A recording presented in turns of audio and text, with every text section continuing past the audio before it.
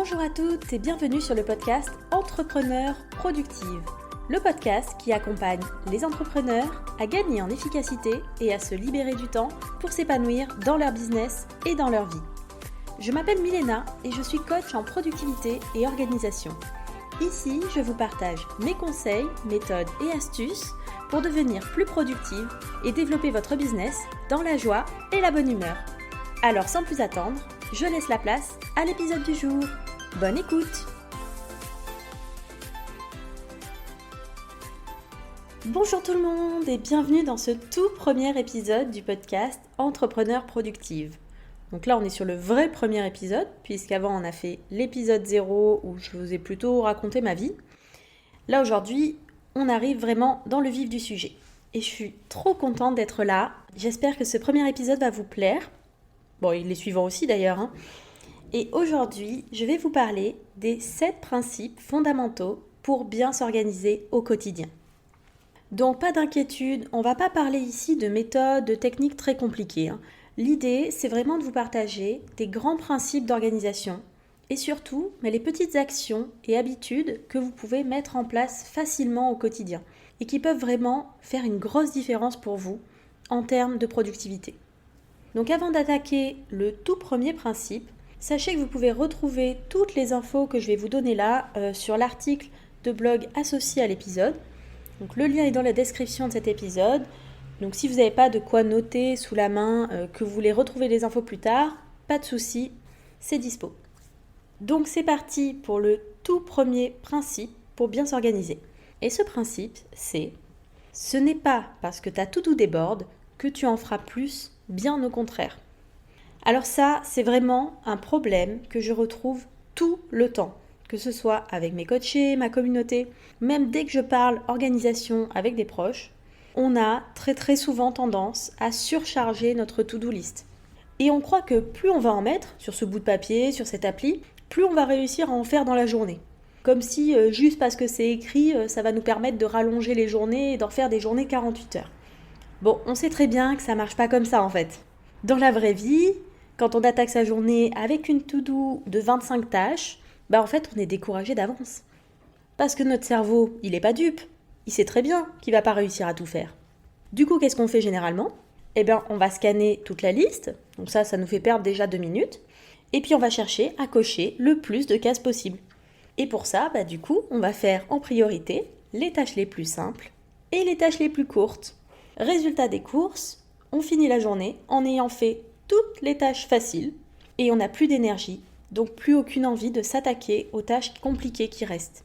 Sauf que ces tâches compliquées, généralement, c'est elles qui nous font avancer sur nos projets et sur nos objectifs.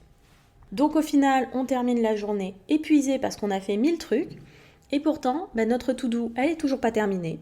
On n'a pas forcément avancé sur les tâches importantes et on se couche sans être satisfaite par notre journée au final. Et on recommence de la même manière le lendemain. Et on a toujours l'impression de passer notre temps à courir sans avancer efficacement.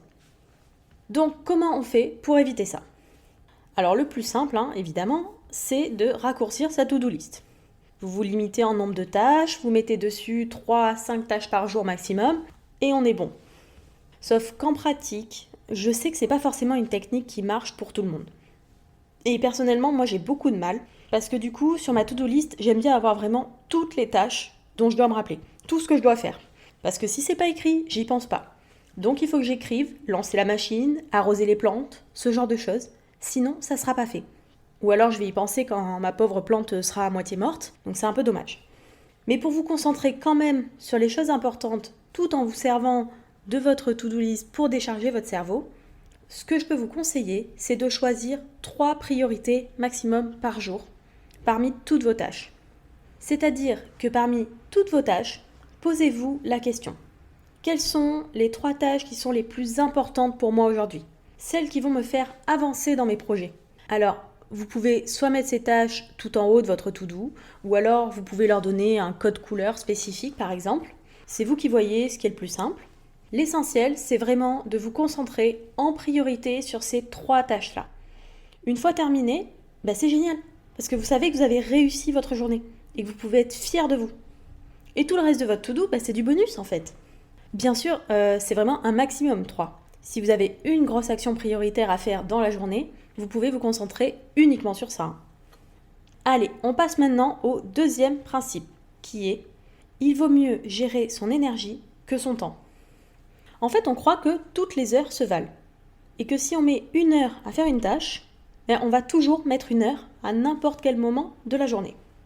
Sauf qu'en fait, notre énergie, elle varie tout le temps. Elle est loin d'être constante d'un moment à l'autre. Donc pour travailler le plus efficacement possible, il faut s'organiser en fonction de son énergie et pas juste de son temps disponible. Parce que je ne sais pas vous, mais moi par exemple, 1 heure de libre entre 8 et 9 heures le matin et 1 heure de libre entre 22 et 23 heures le soir, c'est clairement pas du tout les mêmes heures. Mon cerveau, il fonctionne pas de la même manière le matin tôt ou tard le soir. Donc pour utiliser ce principe-là, c'est important d'apprendre à vous connaître, à connaître votre rythme de travail. Quand est-ce que vous êtes le plus efficace pour faire des tâches qui demandent de la réflexion ? Est-ce que c'est plutôt le matin tôt, en début d'après-midi, le soir ? Et pour les tâches créatives, quand est-ce que c'est le mieux pour vous ? Il n'y a pas de bonne ou de mauvaise réponse. On est toutes différentes là-dessus et ça évolue aussi au cours de notre vie. Je vous ferai d'ailleurs très prochainement un podcast assez détaillé sur le sujet des rythmes biologiques et des différents chronotypes, parce que c'est vraiment intéressant aussi en termes de productivité. Mais en attendant, vous pouvez déjà commencer à planifier vos sessions de travail en fonction du moment de la journée qui convient le mieux pour vous. Et c'est d'autant plus simple si vous êtes entrepreneur et que vous avez un peu de liberté sur vos horaires. Profitez-en et adaptez vraiment votre planning à votre énergie, au lieu de vous forcer inutilement à des moments où en fait vous n'êtes pas efficace. Donc on enchaîne sur le principe d'organisation numéro 3, le cerveau n'est pas un support de stockage efficace. Notre cerveau, c'est une machine incroyable. C'est vraiment un sujet que je trouve absolument passionnant d'ailleurs, tout ce qui est neurosciences, tout ce qui tourne autour de la compréhension du cerveau, de son fonctionnement. Et s'il y a bien un truc qu'on sait aujourd'hui, c'est que notre cerveau, il est fait pour réfléchir. Il est fait pour raisonner, pour inventer, pour assembler des idées. Mais par contre, il n'est pas fait pour stocker de l'information. Il n'est pas bon là-dessus. D'ailleurs, vous en êtes déjà rendu compte. Quand est-ce que vous vous rappelez qu'il faut acheter de la lessive ? Est-ce que c'est quand vous êtes dans le magasin devant le rayon lessive ? Non, bien sûr que non. C'est quand vous êtes dans votre douche, en plein milieu d'une réunion, en train de marcher dans la rue. Ou à la limite, quand vous voulez faire une machine et que vous vous rendez compte qu'il n'y a plus de lessive. Mais vous voyez bien que votre cerveau, il n'est pas au top là-dessus. Il n'est pas capable de vous rappeler les bonnes informations au bon moment. Sauf que, par contre, en tant qu'être humain, on a été plutôt malin. Et vu que notre cerveau, il stocke pas terriblement bien l'info, on a créé plein d'autres supports de stockage, beaucoup plus efficaces que ça. Donc on a commencé à dessiner sur les murs des cavernes. Après, on a trouvé le papier, l'écriture. Et maintenant, on a des super applications sur nos téléphones pour se décharger de toutes ces pensées-là. Et être sûr de s'en rappeler au bon moment. Donc arrêtez d'essayer de stocker de l'information dans votre cerveau. Libérez la place en notant tout, que ce soit sur papier, sur une application d'organisation, n'importe quel support qui vous permet de vous alléger et d'utiliser votre cerveau pour ce qu'il sait faire de mieux, réfléchir. Et d'ailleurs, en parlant de support d'organisation pour tout noter, on continue avec le 4e principe, qui nous dit « Le bon outil d'organisation, c'est celui qui vous correspond et qui vous simplifie la vie ». Aujourd'hui, on a des tonnes d'outils d'organisation à disposition. Que ce soit la simple to-do sur un bout de papier, l'agenda, le bullet journal, Trello, Asana, Notion, ClickUp. Et là, je parle juste des plus connus, mais il y en a plein d'autres, et il y en a des nouveaux qui arrivent tous les jours. Mais je suis vraiment persuadée qu'il n'y a pas un outil qui est meilleur que l'autre. On fonctionne toutes différemment, parce qu'on n'est pas les mêmes personnes, et donc un outil que moi je trouve génial, il ne va pas forcément vous plaire. Et vice-versa. Mais l'essentiel, c'est vraiment de trouver l'outil qui vous correspond à vous. Celui avec lequel vous êtes à l'aise, celui qui vous donne envie de l'utiliser et qui vous simplifie la vie. Parce que l'objectif d'un outil ou d'un système d'organisation, c'est de vous simplifier la vie en fait. C'est pas de vous la compliquer ou de vous faire perdre du temps. Donc c'est vraiment à vous de tester les outils qui existent et de voir celui ou ceux qui vous parlent le plus. Alors bien sûr, vous allez pouvoir vous inspirer de ce qui se fait ailleurs. Vous pouvez lire des retours d'expérience, des comparatifs. Mais à la fin, c'est vraiment en fonction de vous qu'il faut que vous décidiez. Une fois qu'on a le bon outil qui nous correspond, on continue avec le 5e principe. Pour mieux s'organiser, il faut apprendre à estimer. on va pas se mentir, on a très souvent tendance à sous-estimer le temps que va nous prendre une tâche. Moi, par exemple, pendant longtemps, quand j'écrivais des articles de blog, je me disais « Ok, je me bloque 2 heures, c'est bon ».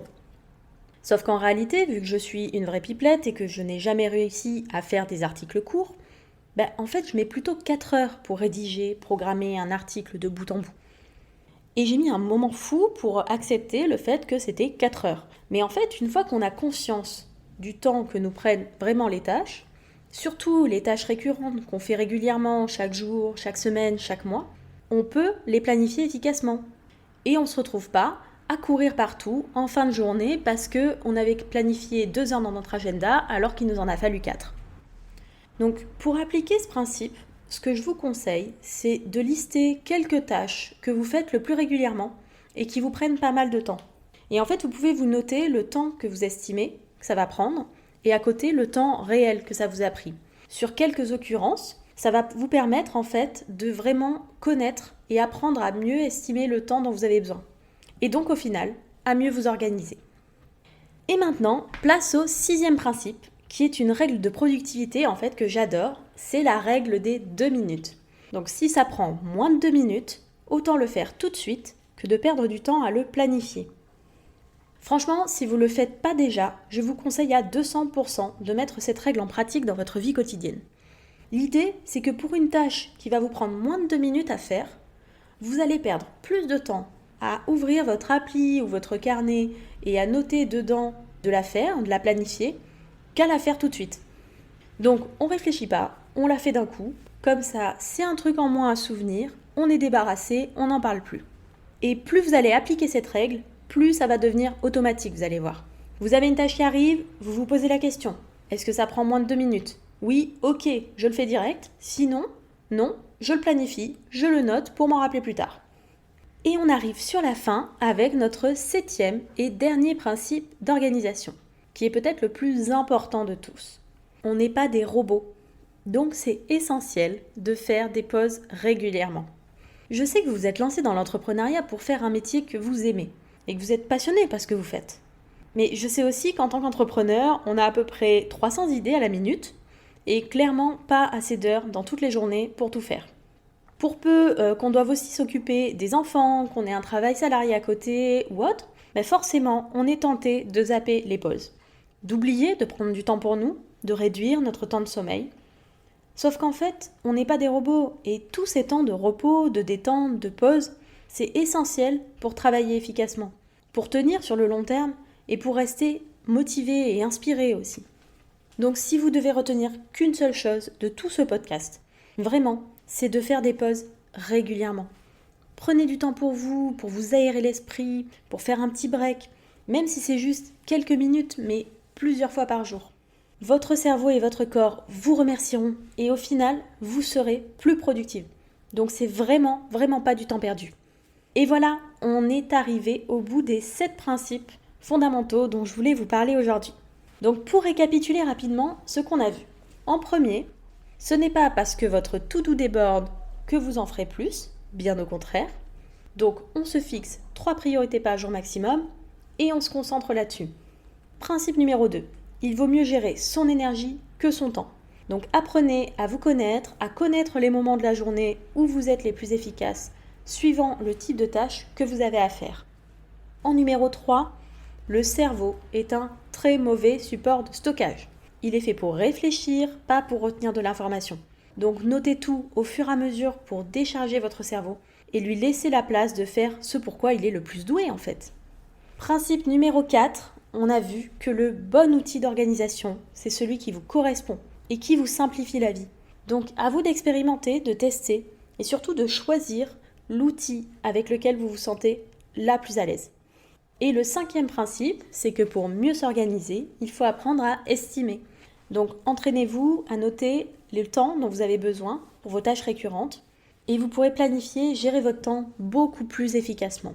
En numéro 6, on a vu la règle des 2 minutes. Donc si ça prend moins de 2 minutes à faire, on le fait tout de suite. Sinon, on planifie. Et le 7e, dernier principe, le plus important, on n'est pas des robots. On a besoin de faire des pauses régulièrement. Et vraiment, vraiment, j'insiste là-dessus. C'est pas une perte de temps, c'est un moyen d'être plus productive, que ce soit sur une journée ou sur le long terme. Et voilà pour aujourd'hui. J'espère que ce tout premier épisode du podcast vous a plu. Si c'est le cas, vous pouvez me laisser une note, un commentaire sur votre plateforme d'écoute pour me dire ce que vous en avez pensé. Ça me ferait très plaisir d'avoir votre retour et votre avis. Merci beaucoup d'avoir écouté l'épisode jusqu'au bout. Je vous souhaite une très très belle journée et je vous dis à bientôt pour un prochain épisode. Bye bye!